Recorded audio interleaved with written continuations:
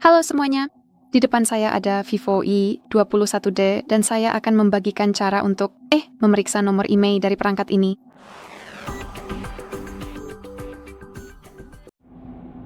Jadi mari kita mulai dengan membuka dialer dan kita akan memulai dengan sebuah kode rahasia. Mari kita buka keypadnya. Masukkan kode kita, yaitu bintang pagar 06 pagar. Dan seperti yang bisa Anda lihat dengan kode ini, kita diberikan kedua nomor IMEI dari perangkat ini. Jadi mari kita tekan OK. Dan sekarang cara lain melalui pengaturan. Jadi mari kita buka pengaturan. Di sini kita harus scroll ke bawah untuk menemukan opsi tentang ponsel. Lalu scroll lagi ke bawah untuk menemukan status. Dan scroll lagi ke bawah, dan seperti yang bisa Anda lihat di sini, kita mendapatkan kedua nomor IMEI untuk kedua slot SIM. Baiklah, itu saja. Terima kasih banyak sudah menonton. Jangan lupa tekan tombol subscribe dan beri jempol ke atas.